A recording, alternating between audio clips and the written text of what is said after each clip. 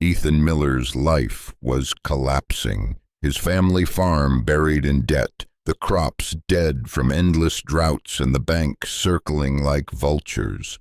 But one stormy night would change everything. On a rain-battered cliff at the edge of Willow Creek, Ethan risked his own life to rescue a stranger from a luxury SUV dangling over oblivion.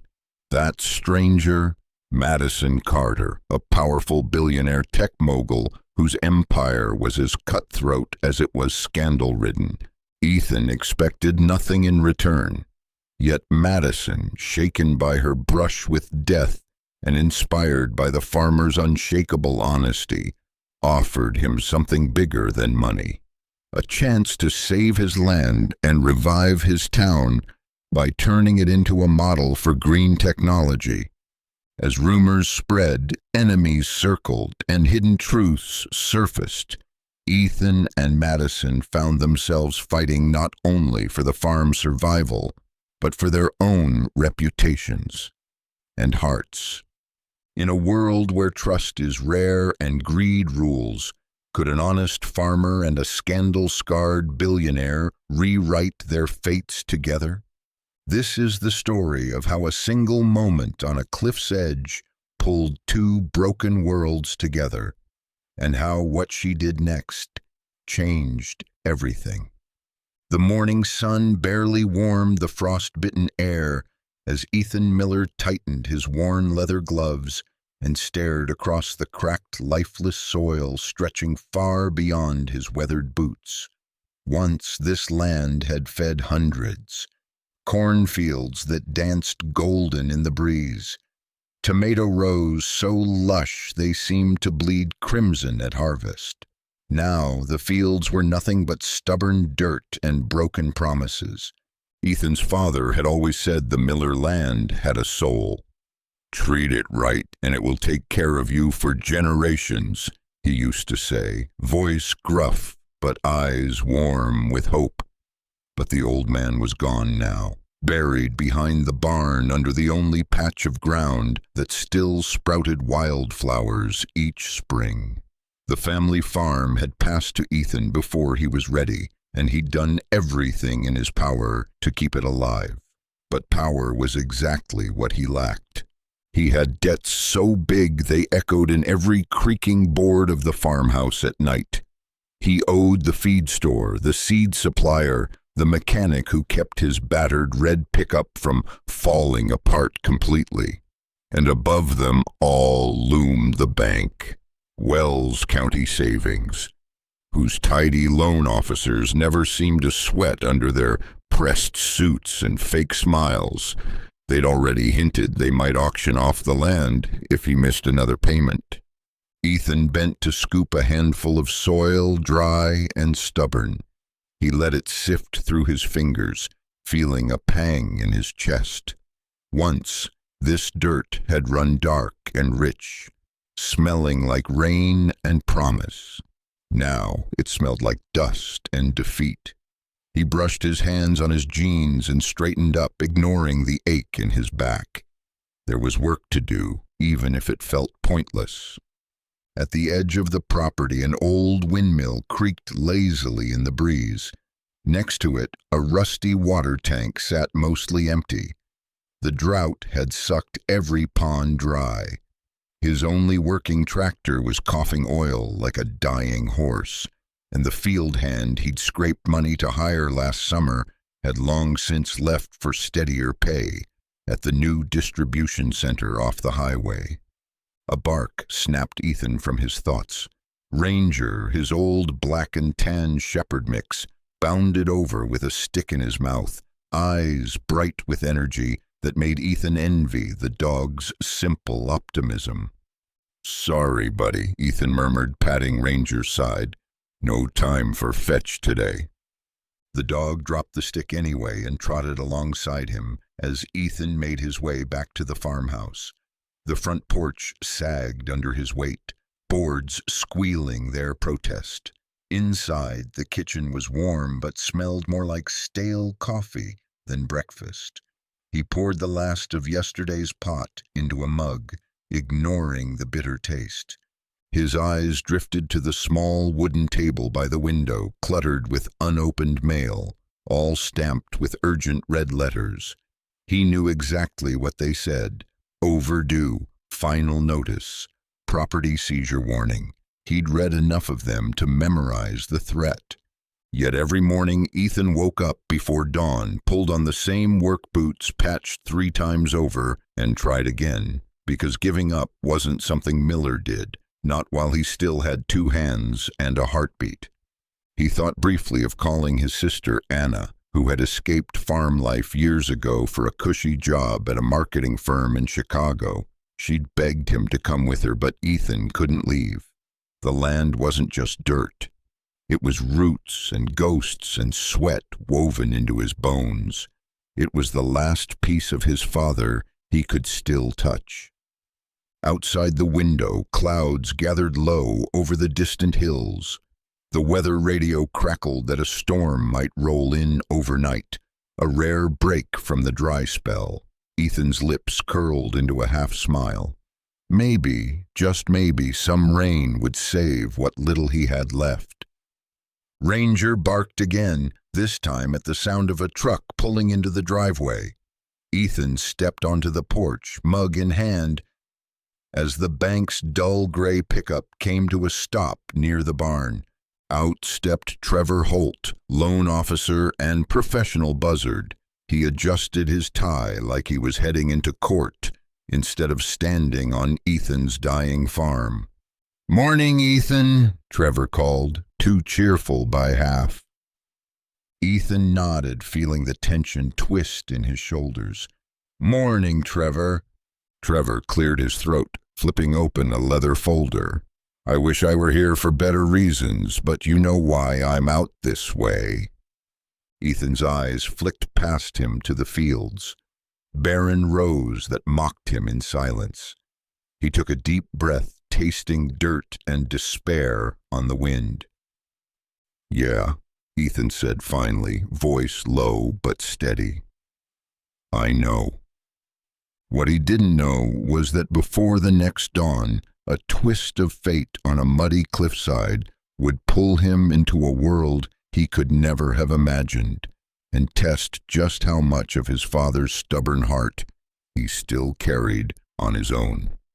Ethan watched Trevor Holt's pickup disappear down the rutted driveway, its tires leaving fresh tracks in the dry mud.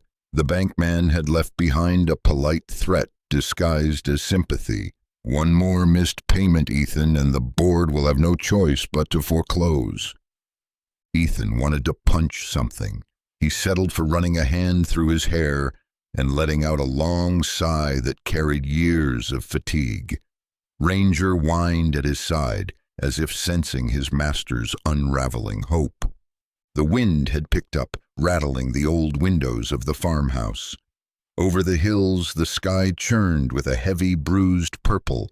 Clouds swollen with promise or peril, Ethan couldn't tell which. He'd been praying for rain for months.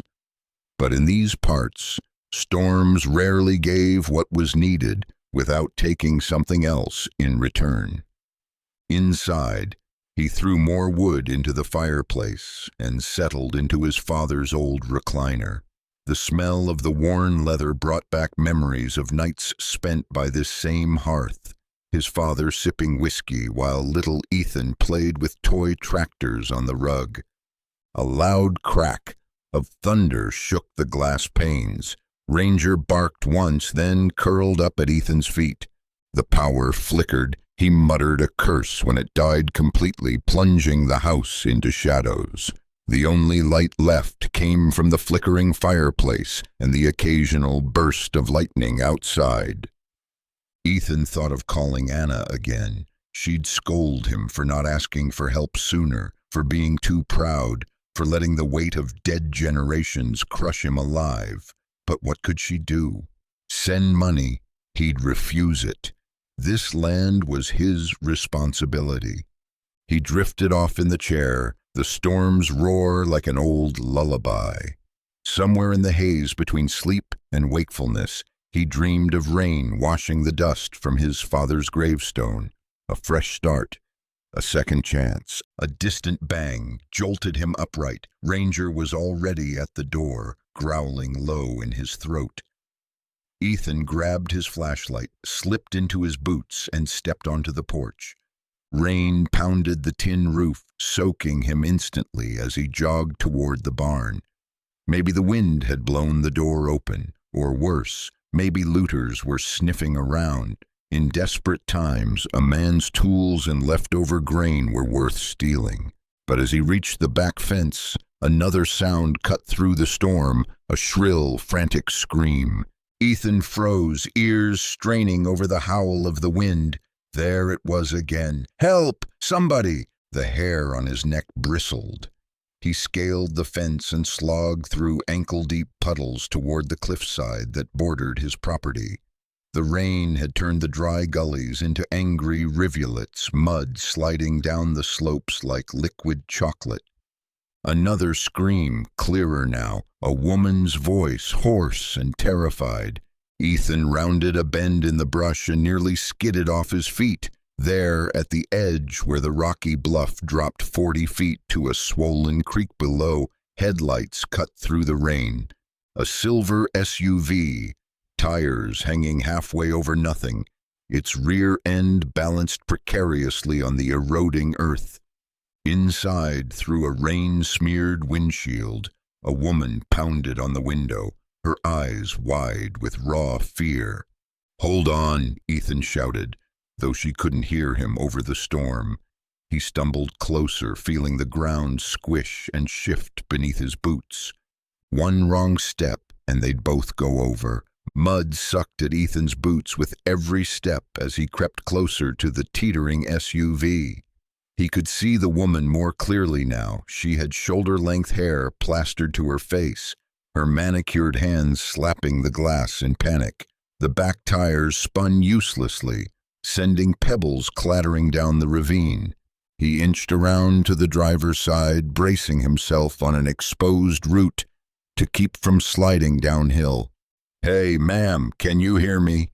he shouted against the rain. She turned, eyes locking with his. Relief and terror collided in that glance. "Help me, please. I can't move the car." He tried the door, locked. Of course. He motioned for her to unlock it. She fumbled, finally clicking it open. The SUV lurched forward an inch, the tires screaming. "Don't move. Keep your foot off the pedal," Ethan barked. Heart hammering, he wedged his shoulder against the frame and yanked the door open. The wind nearly ripped it from his hands. Inside, the woman sobbed, her mascara streaking down her cheeks. "Unbuckle your seatbelt, come on," he urged. She hesitated, staring at the drop below. Another gust of wind pushed the SUV forward. "Now!" She fumbled with the belt, hands trembling. It clicked free. Ethan grabbed her arm. "On 3, 1, 2, go!" He yanked her out just as the ground under the rear tires cracked like brittle ice. With a screech of metal and a roar from the creek below, the SUV slipped free and vanished into the darkness. They collapsed backward into the mud. The woman clung to him, shaking violently, her designer coat soaked through. "It's gone! Oh my God, it's gone!" she gasped. "Better the car than you," Ethan panted, checking her for injuries. A cut on her forehead, no broken bones, thank God. He tried to help her stand, but she sagged against him, half-conscious from shock. He had no choice but to haul her up in his arms. She was lighter than he expected, soft, perfumed, a world away from rough farm life. Ranger barked at their side as Ethan staggered back up the muddy path toward the house. Lightning split the sky behind them, illuminating the cliff edge where he'd just snatched a life back from death. In the midst of ruin, fate had tossed him an unexpected storm guest. He just didn't know yet that saving this stranger would rewrite everything he thought he knew about loss, loyalty, and second chances. By the time Ethan pushed open the farmhouse door, he was drenched, his arms screaming from the effort of carrying the woman across half a mile of slick terrain. Ranger darted inside first, shaking rain all over the cracked linoleum. He laid her gently on the worn couch, her eyes fluttering open at the warmth and safety of the house. She looked around, confused, fighting exhaustion. "You're safe now," Ethan said, kneeling beside her. He brushed wet strands of hair from her face, noticing how young she looked up close, but her eyes carried a hard-earned wisdom that didn't match her age. Where am I?" she croaked. "My place. Ethan Miller. You nearly went over Miller's Bluff. Lucky I was out there." She tried to sit up, but winced at the pain in her ribs.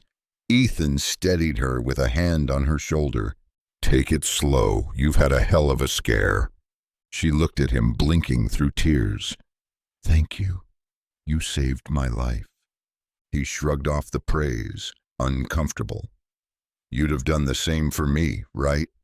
He cracked a half smile. She didn't laugh, just studied him like she couldn't decide if he was serious. A fresh clap of thunder rattled the windows. Ethan stood and grabbed a clean towel from a cupboard, handing it to her. "Name's Madison," she said quietly, as she dabbed her forehead. "Madison Carter." Ethan froze halfway to the kettle. That name, Madison Carter. Even he'd heard it before on the radio, in the papers. CEO of some tech empire, worth more than all the land in Willow Creek put together. He turned back, a mask of calm on his face. "Madison Carter. Well, didn't expect a billionaire to drop in on my farm tonight." She tried to smile, but it broke into a shudder. Tears spilled down her cheeks, and she pressed the towel to her eyes. "I didn't expect. I just wanted to get away from the city, from everything. Took a wrong turn, ended up on that cliff." Ethan poured her a mug of steaming coffee and handed it over, his calloused hand brushing her manicured fingers. "Sounds like we both got more than we bargained for," he said. Outside, the storm battered the roof, relentless and wild. Inside, two strangers from opposite worlds sat across from each other, bound now by a single moment at the edge of death. Neither of them knew that come morning the storm would pass, but its aftermath would change both their fates forever. By dawn, the storm had broken, leaving behind a fragile calm. Ethan hadn't slept a wink. He sat at the kitchen table, boots tapping the worn floorboards, watching Madison Carter doze fitfully on his old couch. He still couldn't wrap his mind around it. Madison Carter. He'd seen her face on TV once when he was fixing the old antenna. The queen of some sleek tech empire, speaking on a stage somewhere in New York about clean energy and AI and smart cities. She'd looked untouchable. Now she was curled up under his mother's patchwork quilt, a smudge of dried blood on her temple, shivering every so often from the leftover shock. Ranger, ever loyal, lay near her feet, eyes flicking to Ethan now and then, as if to say, "What do we do with this one, boss?" He wished he had an answer. Just as the sun cracked over the tree line, Madison stirred. Her eyes fluttered open, the fear returning until she saw him sitting quietly across the room. She relaxed by a fraction, pulling the quilt tighter. "Morning," Ethan said softly, not wanting to spook her. She glanced at the mug he'd left by her side. Hot coffee, black, the only thing he had plenty of these days. "Morning," she echoed, her voice hoarse. She sat up slowly, wincing at a bruised rib. He stood and crossed the room, poured another cup for himself. "You hungry?" She hesitated. I don't know, maybe just some water?" He poured her a glass from the old pump tap and handed it over. She drank greedily, the billionaire mask slipping as her thirst betrayed her composure. "Feeling any better?" Ethan asked, leaning against the counter. Madison nodded, then caught herself scanning the tiny kitchen, the mismatched chairs, the peeling linoleum, the cracked window above the sink. To her credit, there was no judgment in her eyes, just curiosity. "This is your farm?" she asked, her voice steadier now. "Was my father before mine. Been in the family since before this town got a name." He shrugged. "Or what's left of it, anyway." Silence stretched between them, broken only by Ranger's tail thumping when Ethan scratched behind his ear. "I don't know how to thank you," Madison said finally, her voice tight with emotion. "I mean, you didn't even know who I was. You could have walked away." Ethan snorted. "I saw a woman about to die, didn't much care who she was." That drew the faintest smile from her lips. "Most people would care." "Well, most people ain't me."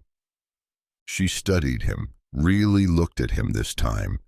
The rough stubble, the worn flannel, the deep lines around his eyes, that a man of 35 shouldn't have yet. This was no PR stunt, no camera in sight. She set the empty glass aside and shifted, wincing again. "I owe you my life, Ethan Miller. I don't forget debts like that." He bristled at the word debt. Too much of that word ran his life already. "Don't need payback. I'm no hero, Ms. Carter." "Madison," she corrected gently, "and I disagree. You are." He chuckled dryly, pushing off the counter. "Rest. You've got bigger problems than me. I'll see if I can find something for breakfast." She watched him disappear into the tiny pantry, her mind spinning. This man had no clue who he'd dragged out of that car, and while she'd come here to disappear, to get lost from boardroom betrayals and paparazzi scandals, fate had handed her a stranger with more integrity than every suit back in her skyscraper combined. Somewhere deep down, even as she sipped the bitter coffee and listened to the creak of floorboards, Madison Carter began forming an idea. One that would cost her more than money and offer him something no bank ever could: hope. By midday, the sun burned off the last traces of the storm. Ethan had managed to rustle up scrambled eggs and toast, a simple meal that Madison ate with surprising gratitude, given she probably dined on lobster and champagne most nights.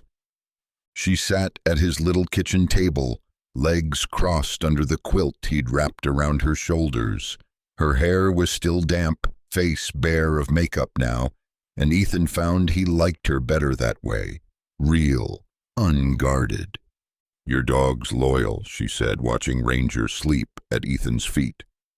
"He's got better sense than most men I know," Ethan jokes, making her laugh softly. It was the first genuine laugh he'd heard from her. After they ate, he showed her around the farm. They walked slowly, partly because Madison's ribs protested every step, partly because there was so much to explain. He pointed out the old barn, the dead orchard, the dry creek that used to feed his father's cattle. Madison took it all in with the eyes of someone who saw opportunity in ruin. "You really run this place alone?" she asked as they stood by the windmill. "Most days had a couple hands but couldn't afford to keep 'em. Hard to pay people when the land won't pay you back. And the bank's breathing down your neck." He nodded, trying not to sound bitter. "Trevor Holt. You'll meet him if you stick around long enough. Always so polite about wanting to take everything my father built." Madison squinted at the fields, her mind turning. "What if I told you this farm is worth more than corn and cattle?" Ethan barked a laugh. "I'd say you ain't seen the soil up close." She turned to him, serious now. "I mean it.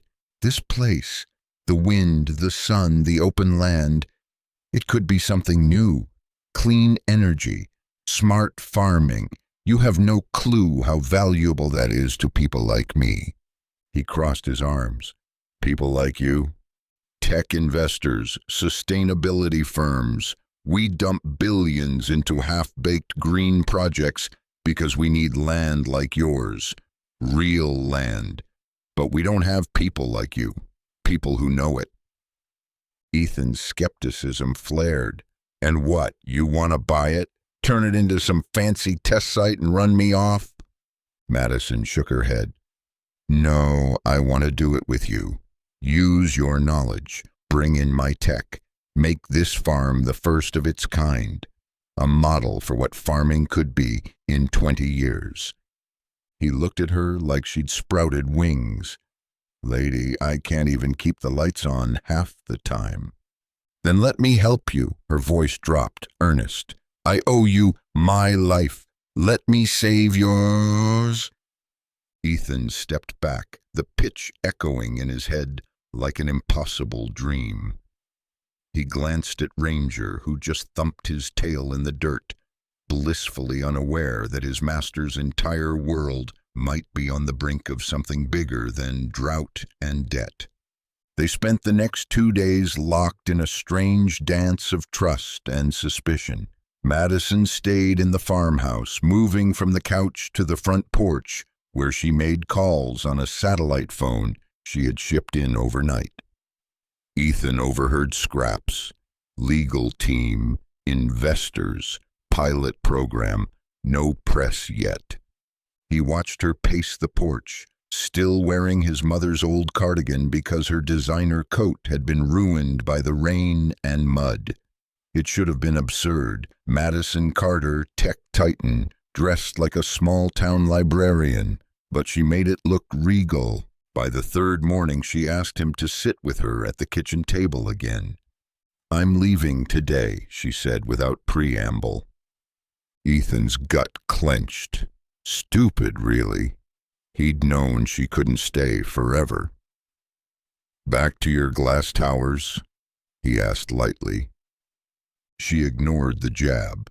"I've spoken to my board. We're launching a new sustainability venture. Clean agriculture, renewable energy integration, AI-powered crop management. I want this farm to be the pilot site." Ethan leaned back, arms crossed. "Why here?" "Because this place has a soul, and because I trust you." He barked a humorless laugh. "Trust me? You've known me for 3 days." She leaned forward, eyes locked on him. "You risked your life for a stranger. That tells me more about your character than any resume. Besides, I'm offering you a partnership, not a handout. You'll run operations. We'll fund the tech, the staff, the infrastructure. You'll keep your land and turn it into something that feeds your town and the future." It sounded like a fairy tale. Ethan wanted to believe it, but life had taught him that fairy tales came with devils hiding in the fine print. "And what do you get out of this, Madison Carter?" he asked softly. She didn't flinch. "Redemption. A chance to prove that my name can stand for more than scandal and profit. And maybe," she paused, her voice dropping to a whisper, "maybe a place to remember what real life feels like." Silence settled between them. Ranger's steady breathing filled the gap. Finally, Ethan reached across the table, rough, calloused fingers wrapped around her manicured hand. "All right, Madison Carter, let's see if we can save each other." Outside the kitchen window, dawn light spilled over the battered fields that, for the first time in years, seemed ready to grow something new. Word spreads fast in a small town, faster than the wind that rustled Ethan's newly sprouting fields by mid-spring. One week, Ethan Miller was a struggling farmer everyone pitied. The next, he was the talk of Willow Creek, a local legend tangled up with a billionaire stranger. It started with Mrs. Anders at the post office spotting Madison Carter's sleek black car, the replacement SUV, parked beside Ethan's old pickup outside the feed and grain. Then young Danny Reynolds, whose father ran the gas station, caught a glimpse of Madison stepping out in jeans and a ball cap, handing Ethan blueprints and pointing at the sky like she owned it.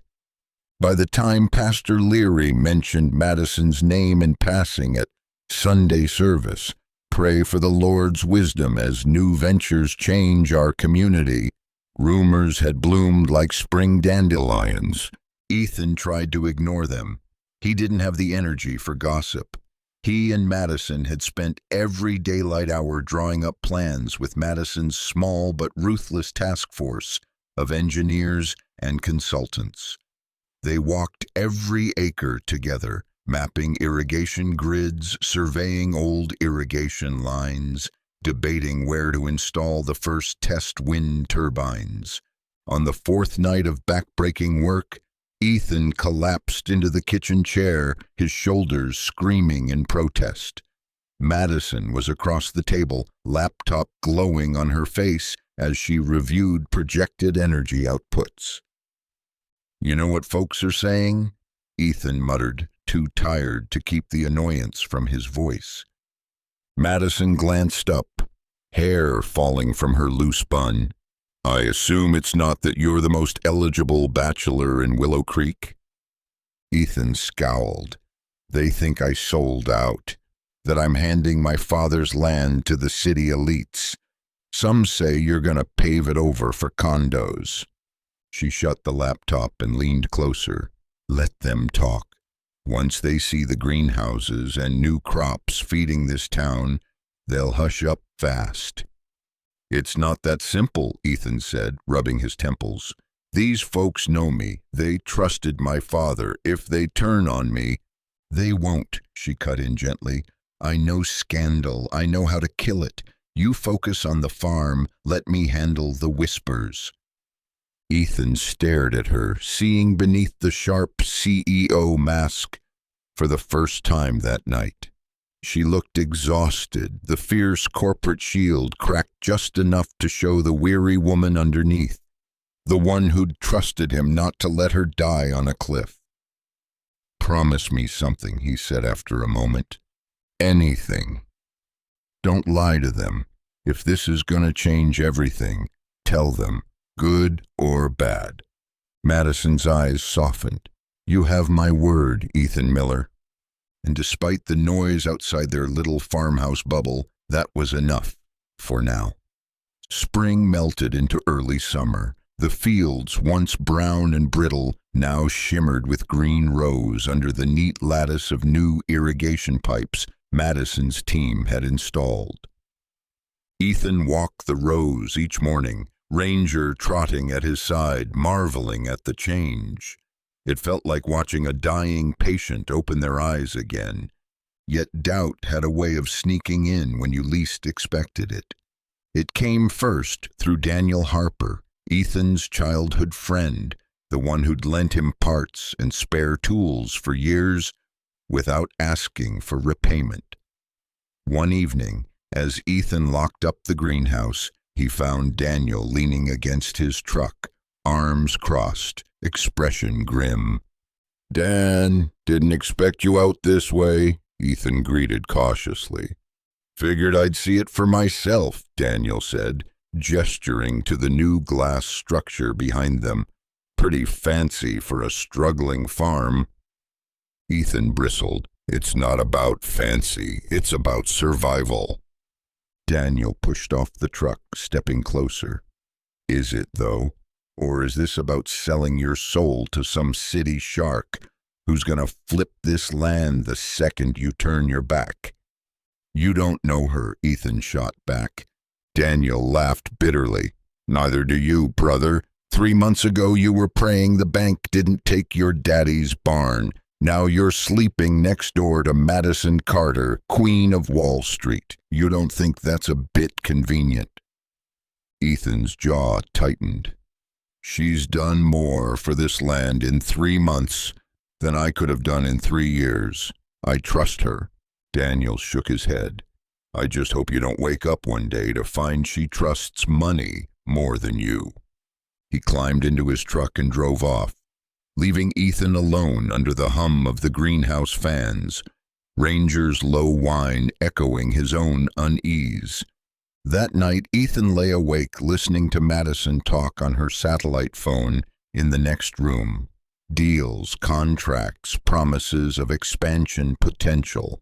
He couldn't help but wonder, was he the partner in this dream, or just the first rung on her ladder? When she finally hung up and tiptoed to the porch to breathe the fresh air, Ethan found her there, hugging herself against the night breeze. "Hey," he said softly, stepping out. She turned, startled. "Couldn't sleep?" He joined her, leaning on the railing. "Madison, be straight with me. Is this farm just step one for you?" She frowned. "What do you mean?" "You know damn well what I mean. Am I a partner or a PR stunt? Some charity case to make your board love you again?" She faced him squarely. "Ethan, look at me. If I wanted PR, I'd have called CNN. I didn't. I called you. This isn't charity, it's a chance. For both of us." Her voice cracked on both. That crack was enough to ease the knot in his chest. For tonight, at least. By late summer, Willow Creek couldn't ignore the evidence anymore. The Miller farm was no longer dead earth. Tall green stalks rose where dry stubble used to break underfoot. Inside the greenhouse, rows of tomatoes glowed ruby red under the hum of energy-efficient lamps Madison's team had installed. The old barn had been refurbished with insulated walls and new storage tanks for rainwater reclamation. It wasn't just crops. It was life. It was a job.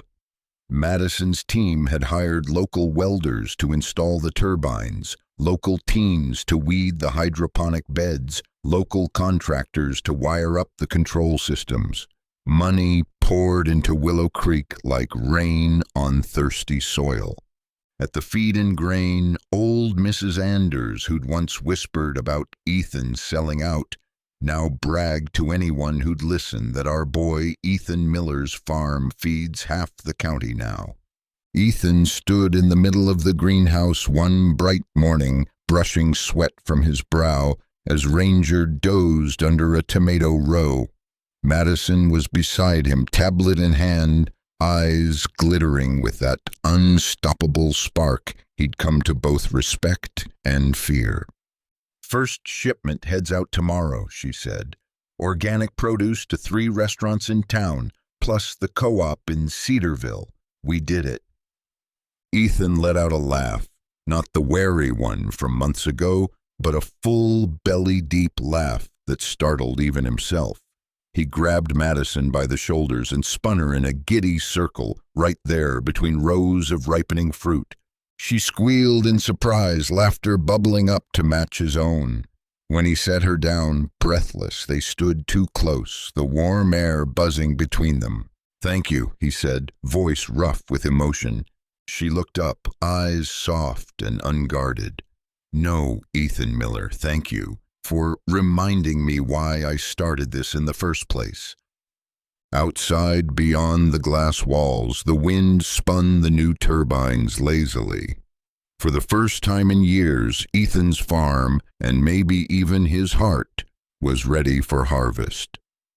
Just as Willow Creek began to celebrate the miracle on Miller's land, the past Madison had fought to outrun found its way back, sharper than ever, this time with claws ready to drag her and Ethan through the mud. It started with a blurry photo. Someone snapped a shot of Madison and Ethan walking hand in hand between the new hydroponic beds. By dawn, the picture was plastered on some sap blogs and business news sites alike. Billionaire CEO plays farm wife, while investors demand answers. The headlines got nastier by the hour. Corporate romance or cover-up? Insiders claimed Carter using charity farm for tax loophole. Even Madison's own board, the same people who had once whispered behind her back, now demanded to know why millions were funneled into a nowhere town championed by a nobody farmer. Ethan first saw the chaos when Daniel stormed onto his porch waving a printout. "Look at this. They're saying you seduced her for money, Ethan, that you're bleeding her dry," Daniel shouted, voice cracking with betrayal and rage. Ethan read the garbage in stunned silence, rage boiling beneath his calm. "You think I did this for a payday?" he growled. "I don't know what to think anymore. You stopped calling. You shut everyone out."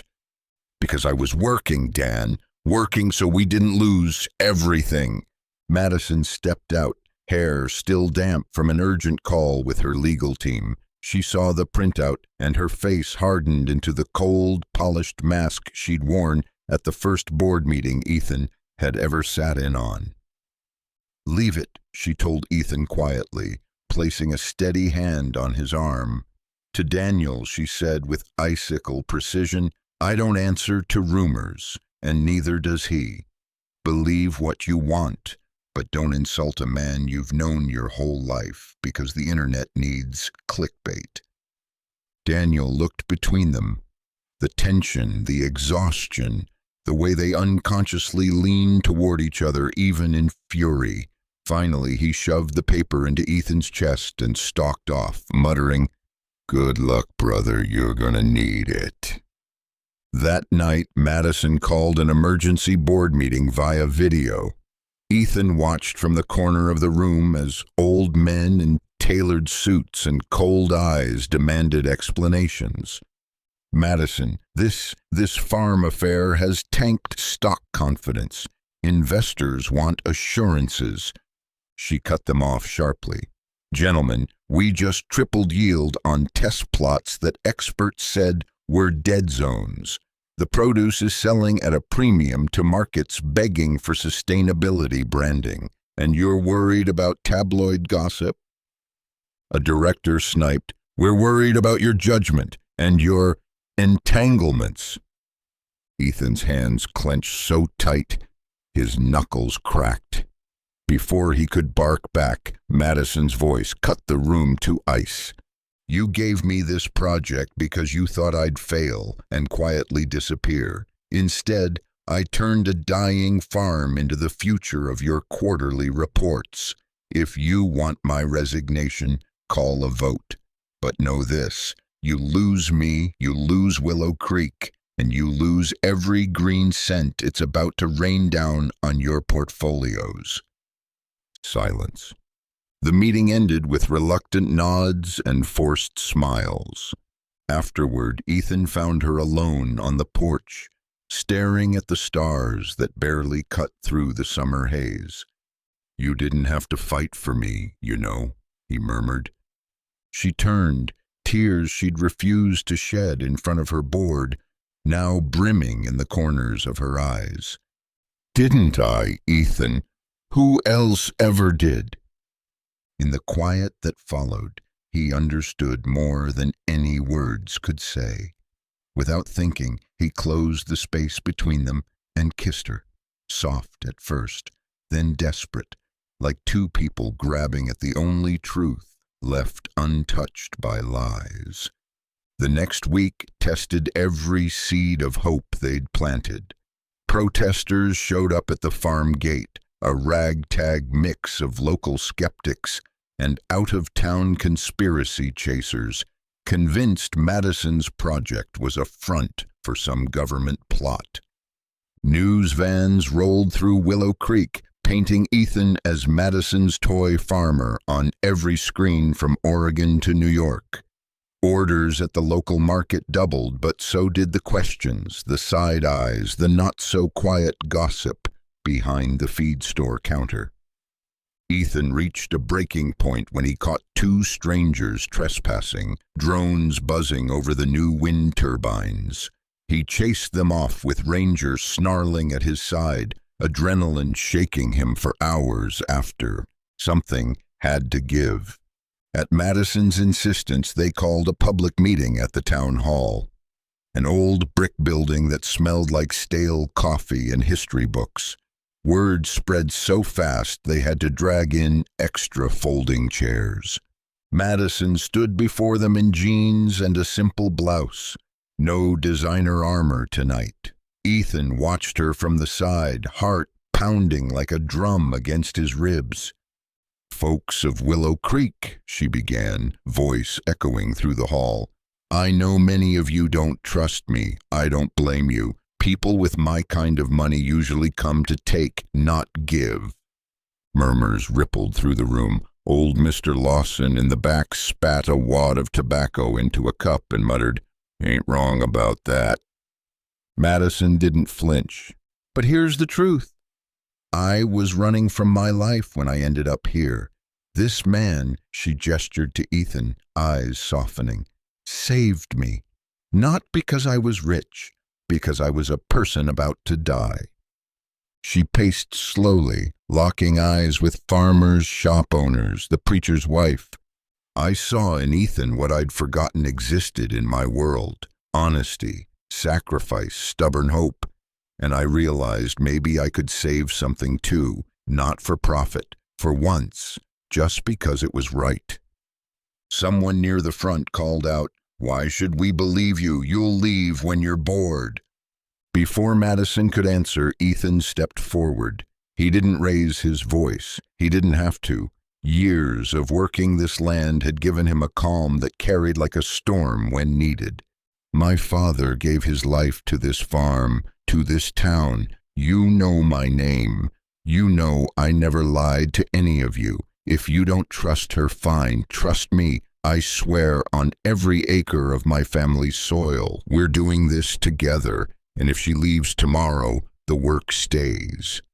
The hall fell silent except for the low hum of the old ceiling fans.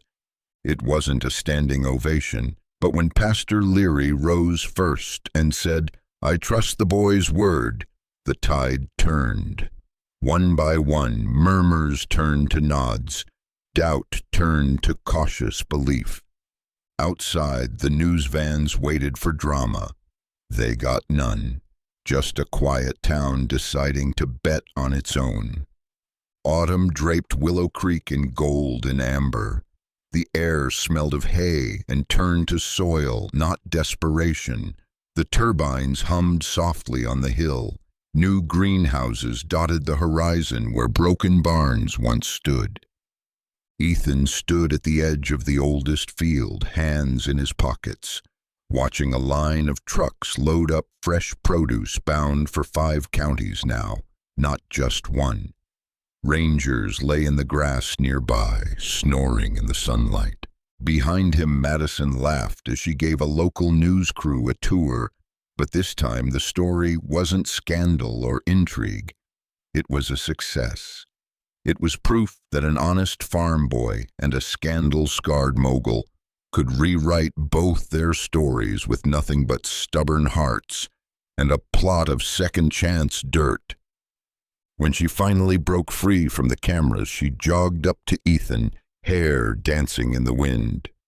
"You're still not used to this, are you?" she teased, nodding at the trucks and the buzzing staff. "Not sure I ever will be," he grinned, tugging her close.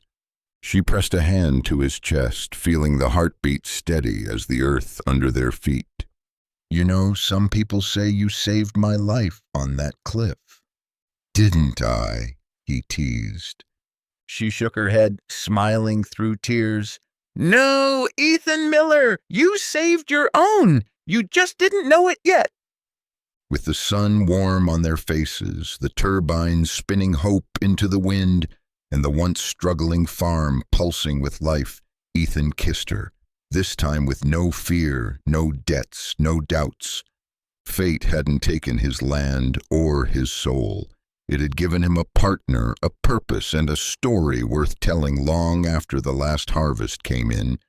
And somewhere, in the hush of Willow Creek's whispering fields, the soil breathed again, alive with promise, alive with love.